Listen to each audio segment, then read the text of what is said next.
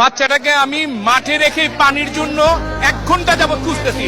একটা পানির 2 লিটার পানির বোতল 600 টাকা দাম চেয়েছে আমার কাছে। 600 একটা 2 লিটার পানির বোতল।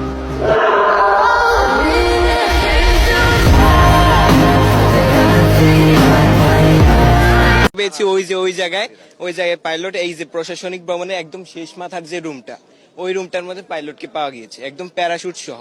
তার মানে পাইলট আগে ইজেক্ট করেছে, কিন্তু মিডিয়ার মধ্যে এটা বলা হচ্ছে যে পাইলট ইজেক্টই করে নাই। আর কালকে রাতে 2টা নাগাদ ওরা তো বলেছে যে 8টার দিকেই সমস্ত সংস্কার মানে উদ্ধার কাজ সমস্ত শেষ। তাহলে রাতে 2টা নাগাদ কি জন্য এখানে অ্যাম্বুলেন্স আসবে? এটা হচ্ছে প্রথম প্রশ্ন।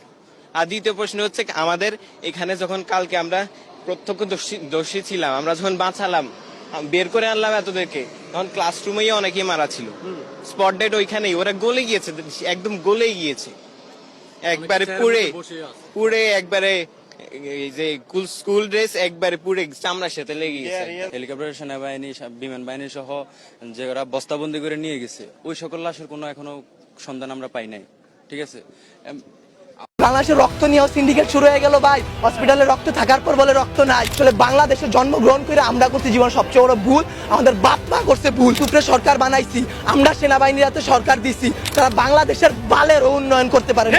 তারা 36 দিন পর তারা এনসিপি গঠন করে। তুলাই অভিশপ্ত না, অভিশপ্ত বাংলাদেশের রাজনীতি। রাতের বেলা লাশ গুম করেন না। মৃত সাগর বানাই দিতে আল্লাহ 2 মিনিট ভাবে নাই। ফেরাউন্ডে পানিতে ভাসাই দিতে আল্লাহ 2 মিনিট ভাবে নাই। আমরা তো পাপিষ্ঠ জাতি, আমরা তো খারাপ জাতি। আমাদের ডুবাই দিতে আল্লাহ 2 মিনিটও ভাববে না। আপনাদের বলা আর এই যে নিজের গালে নিজে এইভাবে থাপ্পড় দেওয়া ভাই সেম কথা। ব্যথাটা নিজের উপরই, থুতুটা নিজের উপরই পড়ে। উপদেষ্টারা আসতেছে 20টা করে গাড়ি নিয়ে আসতেছে, উত্তরার রাস্তা বন্ধ করতেছে, সেক্টরের রাস্তাগুলো বন্ধ করতেছে। এতে যাদের যেই সন্তানগুলো আহত হয়েছে, নিহত হয়েছে, তাদের বাবা মাদের ঢুকতে দিতেছেন না আপনারা। তাদের বাবা মারা এখন পর্যন্ত খায় নাই। আমার মা শোকে শোকাহত হয়ে গেছে। আমরা 2 ভাই আসছি, আমাদের বোনরা আমরা নিয়ে গেছি। আমার এক বন্ধুর হাতের এইখান থেকে এই পর্যন্ত ওর ডান হাতের অবস্থা করুন ভাই, কাইটা ফেলতে হয় কিনা সেইটাই বোঝা যাচ্ছে না। আমার ওই বন্ধুরই ছোট ভাই ক্লাস 7-এ পড়তো, ওর ঢাকা মেডিকেলে ভর্তি আছে ভাই। কি করব বলেন? আপনারা যে নিউজ নিতেছেন ভাই, মিনিমাম মারা গেছে 150 থেকে 200-র উপরে। আপনারা নিউজ দিতেছেন এইখানে 10 জন, ওইখানে 1 জন, এইখানে 2 জন। আসলে ভাই বলতে গেলে কি, আমরা উপদেষ্টা আনাইছি, আমরা ইউসুফরে সরকার বানাইছি, আমরা সেনাবাহিনীর হাতে সরকার দিছি। গালি ভাই ওই যে চিত হয়ে স্যাপ ফেললে কার উপরে পড়ে? নিজের উপরে পড়ে। ওই রকম ভাই গালি দিলেও নিজের গায়ে খারাপ লাগে। 200-র বেশি পোলাপাইন মারা গেছে। উনি হাসতে হাসতে বলতেছে সেনাবাহিনীরা আপনারা অনেক ভালো কাজ করছেন, আপনাদের কাছে আমি কৃতজ্ঞ, এনতেন আরো কত কে হাসতে হাসতে বলতেছে। মনে হইতেছে এনে মেলা হইছে, এক একজন আইসা দেখা যাইতেছে উপরের মহল্লার মানুষ রেস্কিউ করবে।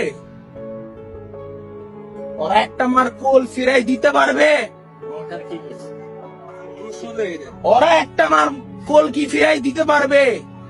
ভাই আমাদের কাছে ওই লিস্টটা এখন আর নাই। আমরা কলেজ অথরিটিকে বলছি যে আপনারা লিস্টটা দেন। এখন ভাই কলেজ অথরিটি যদি লিস্ট যদি সেনাবাহিনীর সাথে মিল করে দেয়, 2 জন 1 জন 5 জন মারা গেছে, তাইলে তো ভাই হইলই। আমি যমুনা টিভিকে ইন্টারভিউ দিচ্ছিলাম যে কালকে যে এতজন মারা গেছে, এটা এত কম কেন হচ্ছে, যে এত কম ভাবে কেন ওরা বলতেছে 2 জন মারা গেছে। আমি লাস্ট দিয়েছি 15-20টার মতো। এটা বলার পর থেকে আমার উপরে হামলা করা শুরু হয়েছে। আমাকে মাঝে আমার প্রিন্সিপাল আসছে, আমার ভাইস প্রিন্সিপালরা আসছে, আমার স্যাররা আসছে, তাদের পর্যন্ত মারছে। আমাদের বিল্ডিং এর ভিতরে ঢুকে মারছে। আমি সারাদিন কাজ করার পর কি এতটুকু যোগ্য ছিলাম না যে নিজের সম্মান নিয়ে বেরোবো? চোরের মতো কেন বেরোতেছে আমার ক্যাম্পাস থেকে?